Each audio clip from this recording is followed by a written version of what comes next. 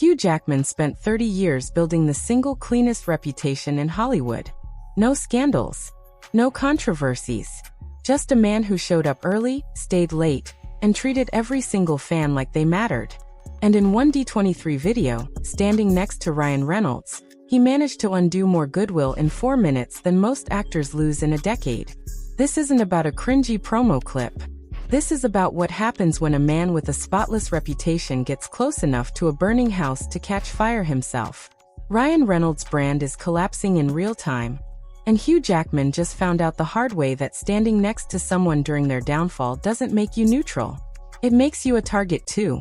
So here's the question we're getting into today. Is Hugh Jackman about to become the most tragic collateral damage of the entire Blake Lively saga? And is it already too late for him to walk away clean? Welcome back to Amelia Brown.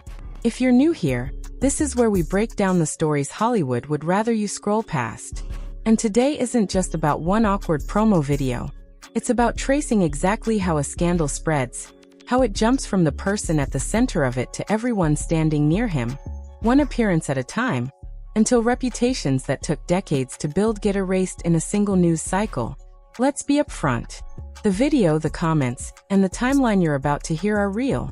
What it means for Hugh's legacy going forward is where we're going to push hard, because honestly, the pattern here is too obvious to tiptoe around. Let's start with the tell that everyone missed the first time around. Hugh says it himself on camera before the bit even starts. "Dude, I don't want to do this." That's not a joke setup. That's a man telling you exactly how he feels, seconds before being talked into performing anyway. Now break down the line that's actually doing the damage. "We are the golden ones. We're special." Avengers Doomsday already has 28 confirmed cast members. 28. And here are 2 of the most famous men alive, cap in hand, joking about needing to beg their way into a movie that clearly doesn't need them. Played as comedy, it reads as something a lot sadder. 2 men who know the industry is quietly moving on without them and can't quite let go of the spotlight. Watch Hugh's body language in that clip closely if you haven't already. The reluctant sigh. The flat "this is silly." That's not an actor nailing a bit. That's an actor complying with a request from a friend who has more social capital over him than either of them wants to admit. And the numbers back this up. Comments calling this bromance cringy and gimmicky are pulling hundreds of likes. Not dozens. Hundreds. On a platform where Hugh's audience has spent years defending him reflexively, no matter what. One comment read exactly like this. "I remember a time when I thought your bromance was endearing. Now it just always feels cringy and gimmicky." 300 likes on that single comment. Another one hit even harder. "Man, I used to love you guys until the whole Blake Lively, Justin Baldoni drama. Ryan is just gross now." When your most loyal fans start writing paragraphs like that instead of defending you, the problem was never really the joke. It's what the joke has come to represent. Here's the detail that seals it. Marvel didn't feature this footage anywhere in their own official rollout. That's not an accident. When a studio quietly declines to promote 2 of its biggest names, that's the industry itself confirming something the fans have already been saying out loud for weeks. And think about how fast the positioning has flipped. A year ago, Ryan Reynolds was being called the savior of the MCU. The guy who single-handedly made Deadpool work inside a franchise that badly needed a win.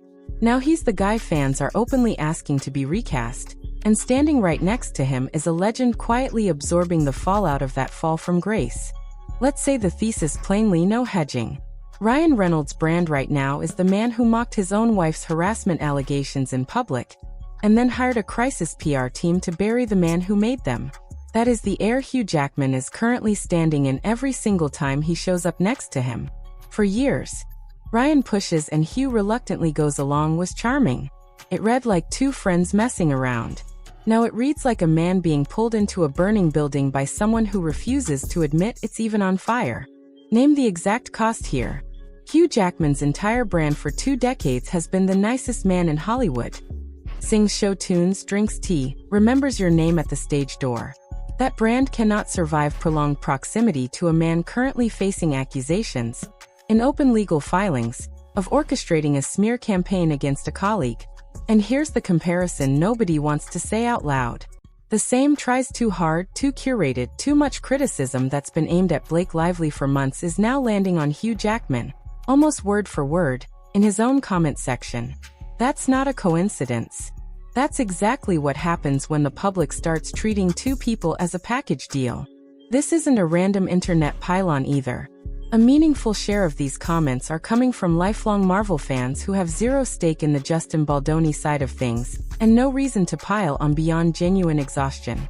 When neutral fans start saying the same thing as the people directly affected by the scandal, that's not noise. That's consensus forming in real time. Perception doesn't ask for a trial. It doesn't wait for a verdict. The public already decided Ryan Reynolds is guilty of something, and Hugh Jackman agreed to stand next to him for a promotional bit anyway. And here's the part that ties everything together, the thing this whole saga actually comes down to. Ryan Reynolds and Blake Lively approached this entire situation like a business opportunity. Press tours built around fashion moments, curated narratives, crisis PR on standby. Justin Baldoni approached it like a mission, out there actually talking about the issues, partnering with advocacy organizations, doing the unglamorous work. When those two approaches collided, it turned into a war. And months later, the public is finally sorting out who was genuine and who was performing. This D23 video with Hugh is just the latest example of the performance. Ryan trying to stay relevant, trying to force his way into a movie that clearly doesn't need him, and Hugh Jackman standing there as collateral damage in someone else's image rehab. Here's a fact that does all the work by itself. Ryan Reynolds' comments are turned off. Hugh Jackman's are turned on. One man is hiding from his own audience. The other is standing there taking every single hit personally. Turning off comments isn't a neutral choice, it's a confession. Ryan knows exactly what people would say, and he'd rather not see it than face it.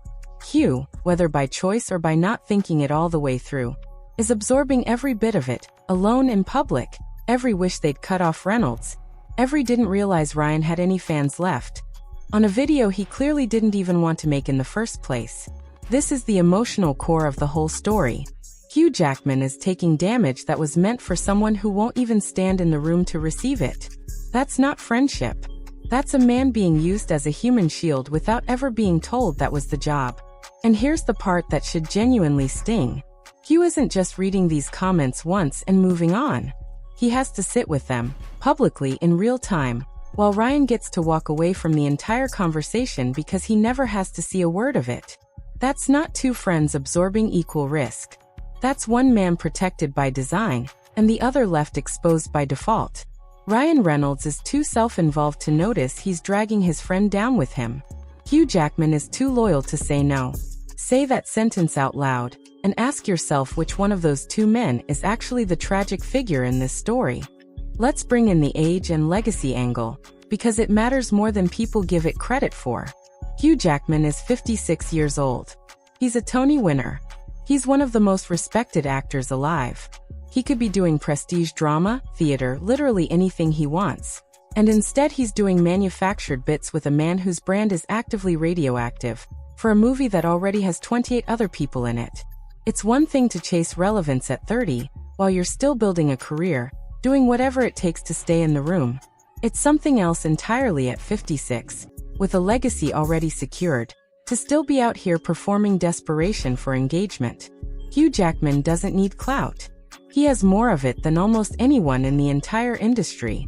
And yet here he is, acting like he's still trying to prove something to people who already gave him their respect years ago. This wasn't two friends goofing around either.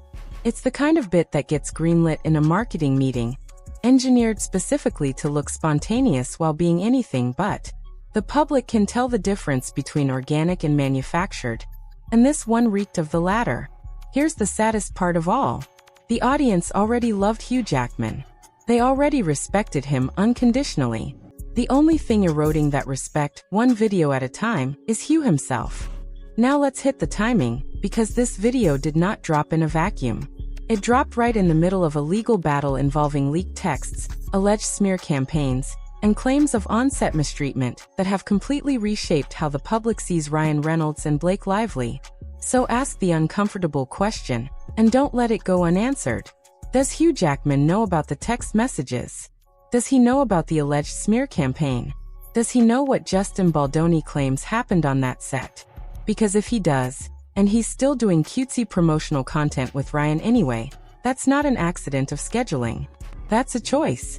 You are the company you keep.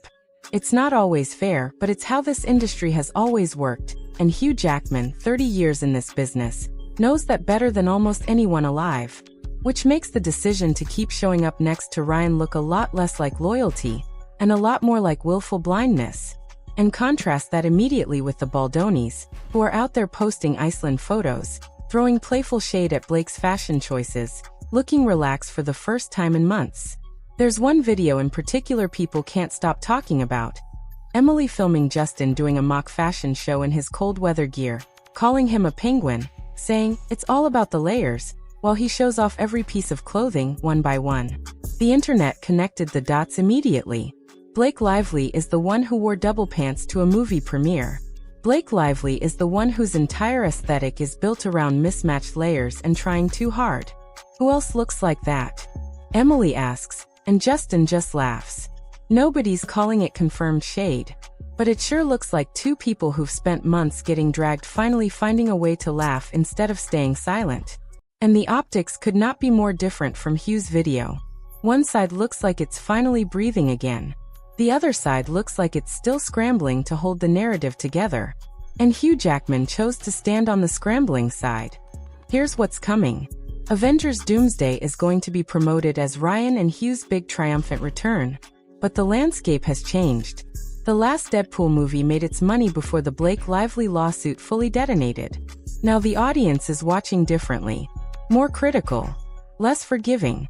If Ryan Reynolds can't give people something that feels real instead of another performance, they're going to walk. And Hugh Jackman, a man who did absolutely nothing to deserve this level of scrutiny, might get caught directly in that crossfire on opening weekend. Here's the layer that makes this even worse. If Doomsday underperforms, or the reception turns lukewarm because audiences are actively avoiding Ryan, the narrative that gets written afterward won't separate the two men cleanly. Hugh Jackman's name is going to sit right next to Ryan Reynolds in every single headline about it, whether he did anything wrong or not. Hugh Jackman earned better than this. Decades of goodwill, built one fan interaction at a time, now sitting exposed because of a choice to keep standing next to the wrong person at the wrong moment in history. So here's where this actually lands. Hugh Jackman built the most trusted reputation in Hollywood over 30 years, and it's currently being spent, piece by piece, on bits with a man whose own brand is on fire. Ryan Reynolds hides behind closed comments. Hugh Jackman stands there and takes every hit meant for both of them. So tell us what you think. Does Hugh Jackman owe it to himself after everything, to finally put distance between himself and Ryan Reynolds before Avengers Doomsday turns this from an awkward video into a permanent stain on his legacy? Or is it already too late for that? Drop your take in the comments, we want to hear it. If this one hit different, go ahead and hit that like button, and make sure you're subscribed with notifications turned on so you don't miss how this plays out once the movie actually drops.